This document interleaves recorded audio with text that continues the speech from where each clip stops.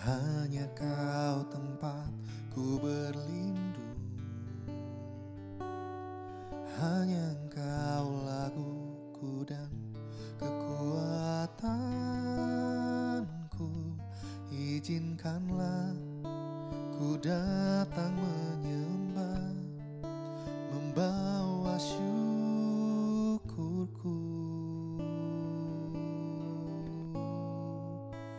Sedalamnya hatiku kau pun tahu,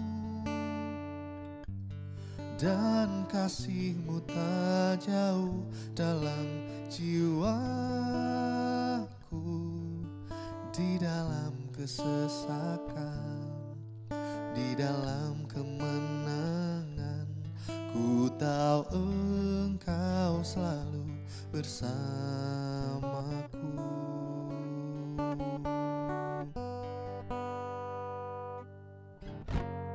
Hanya kau tempat ku berlindung, hanya engkau laguku dan kekuatanku.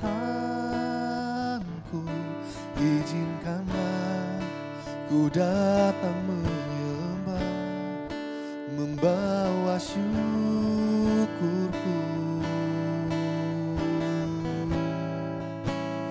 Sedalamnya hatiku kau pun tahu, dan kasih-Mu tak jauh dalam jiwaku. Di dalam kesesakan, di dalam kemenangan, ku tahu Engkau selalu bersamaku. Sedalamnya hatiku kau pun tahu, dan kasih-Mu tak jauh dalam jiwaku. Di dalam kesesakan, di dalam kemenangan, ku tahu Engkau selalu bersamaku.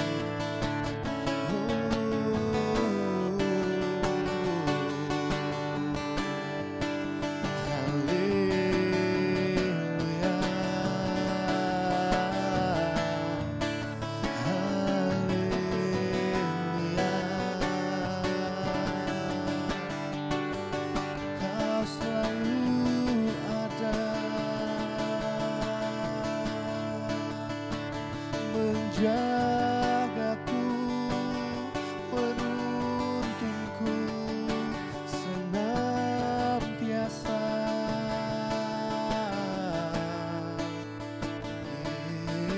Yesus.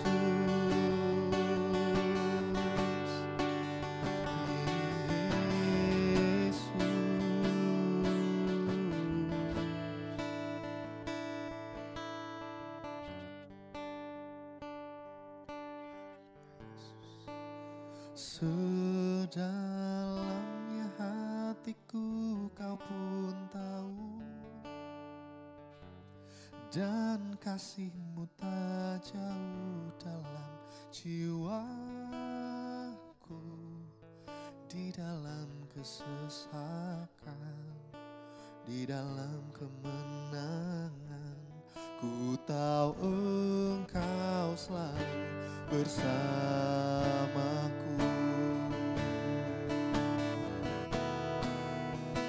Sedalamnya hatiku kau pun tahu,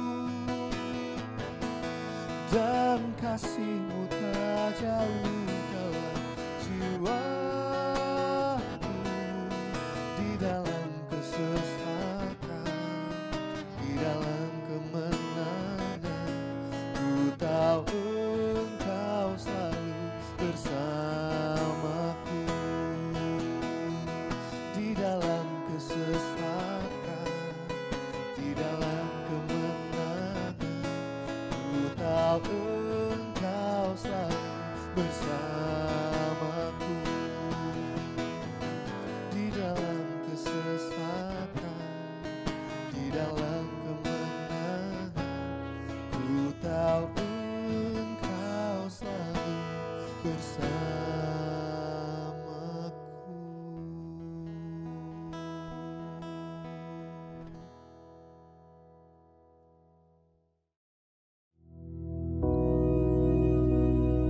Bapa kami yang di surga, dikuduskanlah nama-Mu, datanglah kerajaan-Mu, jadilah kehendak-Mu di bumi seperti di surga. Berikanlah kami pada hari ini makanan kami yang secukupnya, dan ampunilah kami akan kesalahan kami, seperti kami juga mengampuni orang yang bersalah kepada kami. Dan janganlah membawa kami ke dalam pencobaan, tetapi lepaskanlah kami daripada yang jahat. Karena Engkaulah yang empunya kerajaan dan kuasa dan kemuliaan sampai selama-lamanya. Amin.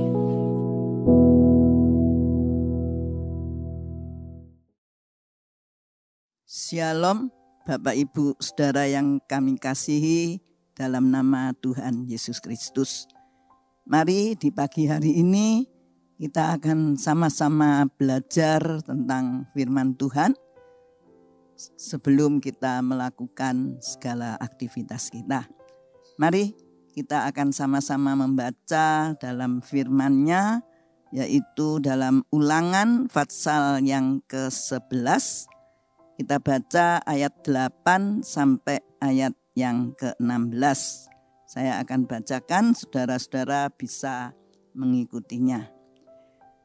Ulangan 11 ayat 8. Jadi kamu harus berpegang pada seluruh perintah yang kusampaikan kepadamu pada hari ini, supaya kamu kuat untuk memasuki serta menduduki negeri kemana kamu pergi mendudukinya. Dan supaya lanjut umurmu di tanah yang dijanjikan Tuhan dengan sumpah kepada nenek moyangmu, untuk memberikannya kepada mereka dan kepada keturunan mereka, suatu negeri yang berlimpah-limpah susu dan madunya. 10. Sebab negeri kemana engkau masuk untuk mendudukinya bukanlah negeri seperti tanah Mesir, dari mana kamu keluar, yang setelah ditabur dengan benih harus kau airi dengan jerih payah, seakan-akan kebun sayur. Tetapi negeri kemana kamu pergi untuk mendudukinya ialah negeri yang bergunung-gunung dan berlembah-lembah, yang mendapat air sebanyak hujan yang turun dari langit. Suatu negeri yang dipelihara oleh Tuhan Allahmu. Mata Tuhan Allahmu tetap mengawasinya dari awal sampai akhir tahun. Jika kamu dengan sungguh-sungguh mendengarkan perintah yang kusampaikan kepadamu pada hari ini, sehingga kamu mengasihi Tuhan Allahmu dan beribadah kepadanya dengan segenap hatimu dan dengan segenap jiwamu, maka ia akan memberikan hujan untuk tanahmu pada masanya, hujan awal dan hujan akhir, sehingga engkau dapat mengumpulkan gandummu, anggurmu, dan minyakmu. Dan dia akan memberi rumput di padangmu untuk hewanmu, sehingga engkau dapat makan dan menjadi kenyang. 16. Hati-hatilah supaya jangan hatimu terbujuk, sehingga kamu menyimpang dengan beribadah kepada Allah lain dan sujud menyembah kepadanya. Amin. Sampai di sini pembacaan firman Tuhan. Pagi ini kita akan sama-sama belajar firman Tuhan yang saya berikan tema janji Tuhan untuk umatnya adalah hidup yang nyaman dan tenang. Saudara yang dikasihi Tuhan, dari pembacaan ayat-ayat di atas kita bisa melihat bahwa rasa nyaman dan rasa tenang itu merupakan satu kepastian yang akan dialami atau dialami oleh anak-anak Tuhan, ya. Dan janji Tuhan itu ya dan amin. Tuhan menjanjikanlah, itu terbukti pada waktu kalau saudara melihat ciptaan Tuhan, pada waktu Tuhan menciptakan bumi ini, dia pertama kali ciptakan. Itu saudara bisa baca dalam Kejadian pasal 1, tidak perlu dibaca di sini, saudara bisa baca di rumah nanti, di mana bumi yang masih kosong, gelap gulita dan sebagainya, maka melalui firman Tuhan, Tuhan menciptakan terang, Tuhan menciptakan cakrawala, Tuhan menciptakan air, bahkan memisahkan air di atas dan di bawah. Tuhan menciptakan tumbuh-tumbuhan hijau, pohon-pohon, ya, bahkan pohon yang berbuah, dan juga Tuhan ciptakan binatang-binatang baik ikan yang berkeliaran di air maupun hewan yang ada di darat, ya, seperti ayam dan sebagainya Tuhan ciptakan. Bahkan Tuhan juga ciptakan binatang-binatang yang besar seperti lembu, sapi dan sebagainya. Nah, pada hari-hari penciptaannya, itu hari pertama sampai seterusnya, ya. Dan sampai setelah semuanya siap, tersedia, ada pohon, ada buah, ada sayur, ya, ada air dan sebagainya, baru pada hari yang ke-6 Tuhan ciptakan manusia, yaitu Adam dan Hawa. Ya, itu bisa dilihat di Kejadian pasal 1 dan pasal 2. Nah, saudara, kalau kita lihat inilah satu bukti kasih Allah. Inilah bukti janji Allah di mana manusia ciptaannya itu mendapatkan hidup yang nyaman dan tenang. Karena semuanya sudah tersedia, ya, makanan ada, air ada, cakrawala, terang, bumi sudah ada, bahkan ada bintang, bulan yang membedakan waktu pagi, siang, dan malam. Nah, itulah janji Tuhan. Tapi saudara-saudara, kalau kita baca di pasal Kejadian yang pasal 3, disitulah manusia mulai membuat satu masalah, ya, di mana pada suatu saat si Hawa ini berjalan-jalan di Taman Firdaus, Taman Eden, ya. Karena setiap hari semua telah tersedia, waktu makan dan sebagainya, bisa menikmati, dia jalan-jalan dan sering bertemu dengan Tuhan. Tapi pada saat itu dia tidak bertemu dengan Tuhan, tapi dia bertemu dengan satu hewan, yaitu ular, ya. Dan di situ mulailah berbincang-bincang kalau saudara baca. Dan disitulah Hawa mulai terbujuk atau terpikat dengan kata-kata daripada si ular ini. Dan akhirnya saudara, Hawa dan Adam ini jatuh ke dalam dosa karena dia melanggar firman Tuhan. Ya, Tuhan sudah katakan Waktu penciptaan semuanya itu Tuhan berikan perintah, semuanya yang ada di taman ini boleh kamu makan buahnya. Tapi untuk satu pohon yang ini jangan kamu makan. Pada waktu kamu makan kamu akan mati, ya. Tetapi pada saat Hawa mendengar perbincangan si ular, dia dibalikkan, ya. Nah, inilah kita harus berhati-hati dikatakan, ya. Karena dalam mendengar itu kita juga harus berhati-hati. Jangan sampai yang kita dengar itu adalah hal-hal yang bukan dari Tuhan, ya.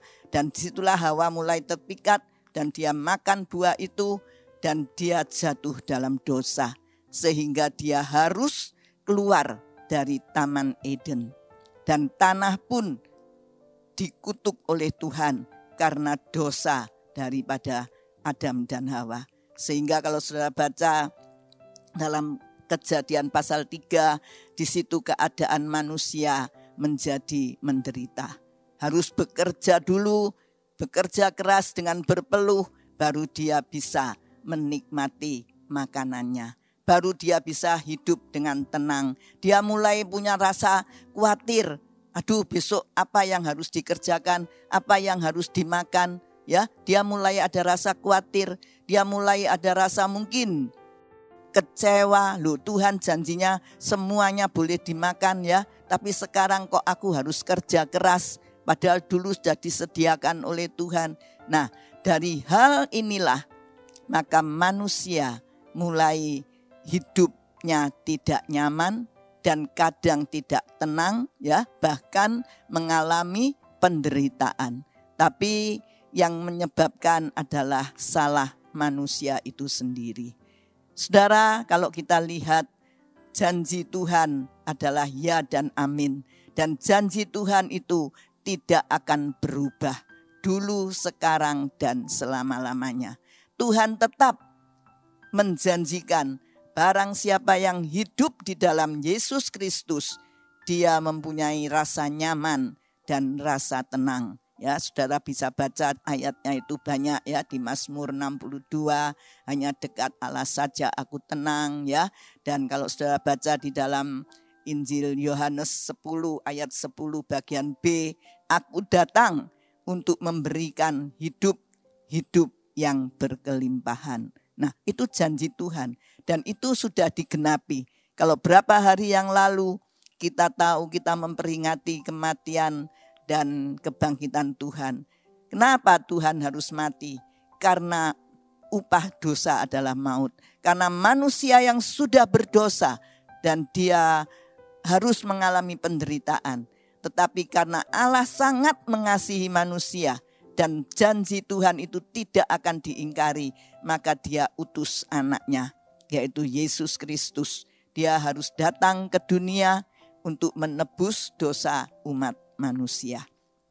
Dan dengan kematiannya Yesus sudah mengalahkan semua kuasa-kuasa setan. Dan dengan kebangkitannya Yesus, maka kita orang-orang yang percaya mendapatkan kemenangan, bahkan bisa kembali menikmati janjinya, yaitu hidup dalam nyaman dan tenang. Nah, saudara, kalau kita lihat hari-hari ini, ya, untuk hidup nyaman dan tenang, banyak orang yang berusaha mungkin cari apa, ya, bekerja yang bagaimana sehingga bisa menghidupi keluarga dengan baik. Tapi firman Tuhan pagi hari ini mengatakan, kalau kita baca kembali Ulangan 11 ayat yang ke-16, ya, itulah ayat yang menjadi kunci dari satu hal, yaitu kalau kita mau kembali hidup aman, nyaman, dan tenang. Dikatakan, hati-hatilah supaya jangan hatimu terbujuk sehingga kamu menyimpang dengan beribadah kepada Allah lain dan sujud menyembah kepadanya. Satu kunci untuk kita bisa kembali menikmati hidup yang nyaman, hidup yang tenang bersama Tuhan, walaupun kondisi di sekitar kita tidak memungkinkan, yaitu hati-hati. Kalau saudara baca dari ayat 8 sampai ayat 15 tadi, situ dikatakan, jika engkau menurut firman-Ku, jika engkau melakukan perintah-Ku, maka berkat-berkat itu akan mengikuti kita.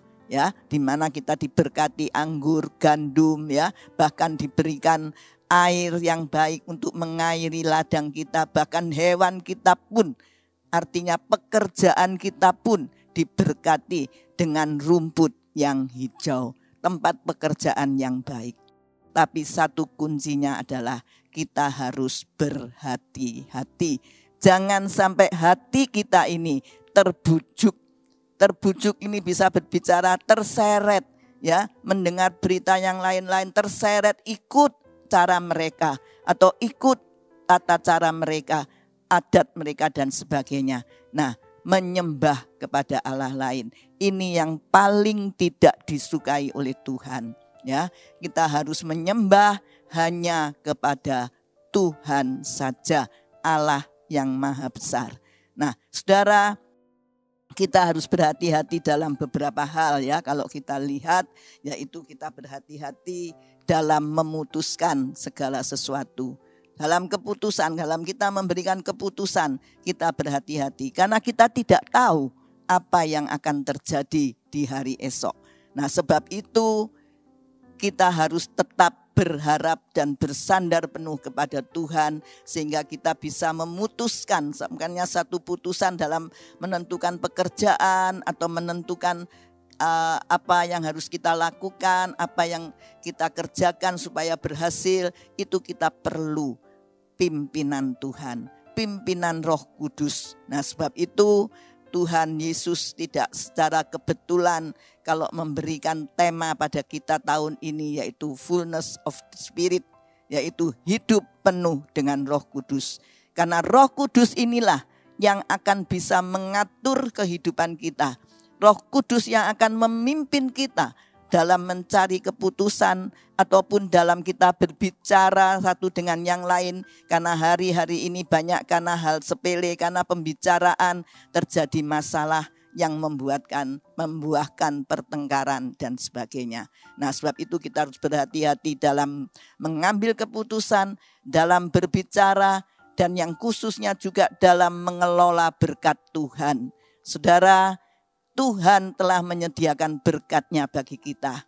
Tapi kalau kita salah mengelola berkat Tuhan, maka berkat itu akan menjadi satu hal dosa bagi kita. Betapa banyak orang yang dulunya belum diberkati setia kepada Tuhan, tapi setelah dia diberkati oleh Tuhan, tidak setia lagi, bahkan menjauhkan diri karena dia menikmati berkat-Nya. Karena dia berkata, oh, aku sekarang sudah enak hidupku, aku sekarang sudah punya ini, punya itu, sudah, ya, enggak usah terlalu sering datang kepada Tuhan. Salah, saudara.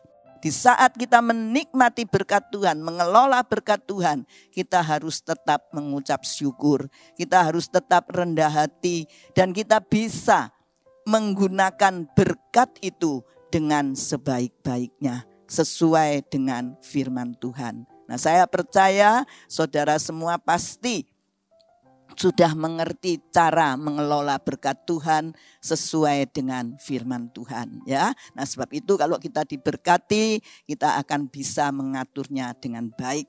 Dan yang kemudian juga kita bisa selalu ingat akan kasih Allah, ya.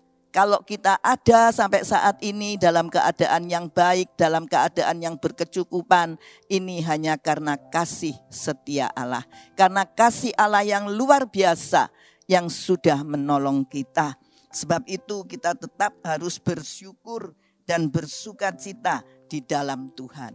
Nah, itu semua bisa kita alami, saudara, kalau kita itu mau tetap mengikuti perintah-perintahnya. Seperti pada ayat yang ke-8 tadi dikatakan, ya, ayat 8 dari bacaan kita, ya.